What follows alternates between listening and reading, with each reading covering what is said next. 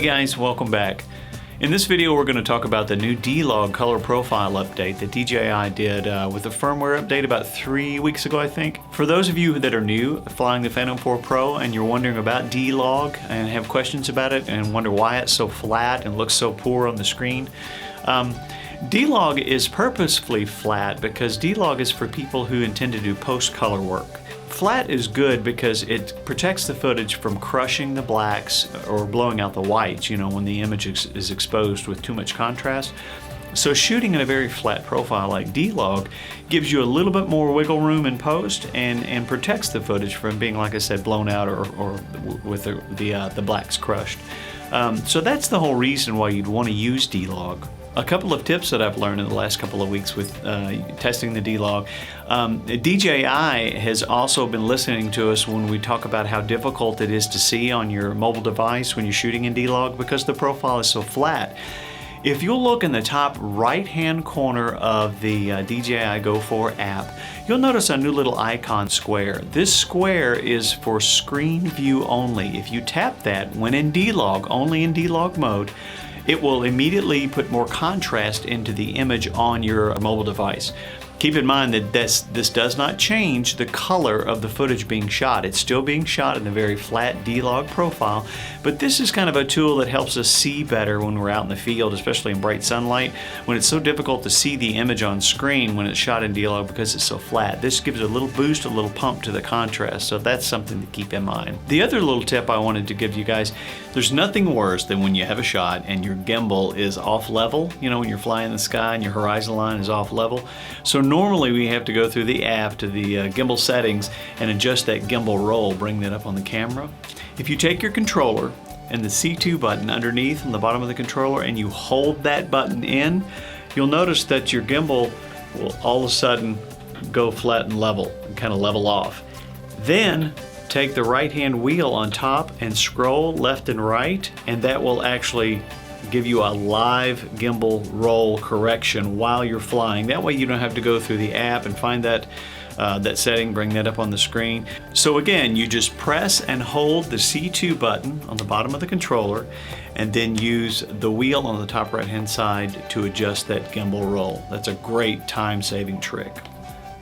So all things said and done, I think that the Dlog profile has been improved. Remember in earlier videos I did, Dlog to me was pretty much unusable because it was so muddy and difficult to work with. You know, you start to push it in post and it starts to break apart. You know, you see artifacting and it was just difficult to work with in post, and it was too difficult. It shouldn't have been that difficult. Now it's better for sure. I'll show some examples of what I've shot with the Dlog profile.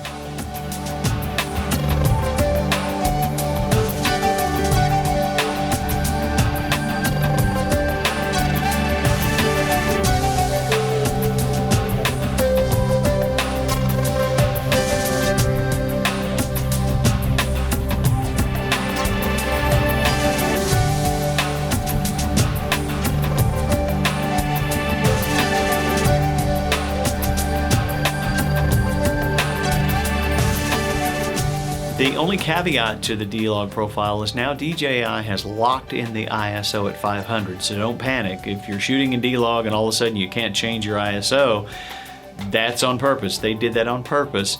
They claim that it helps maintain the dynamic range of the shot. I still don't know how I feel about that because traditionally with any camera, it doesn't matter what kind of camera you're shooting on, a lower ISO is always going to give you a better image. The higher the ISO, the more noise is going to be introduced into your footage.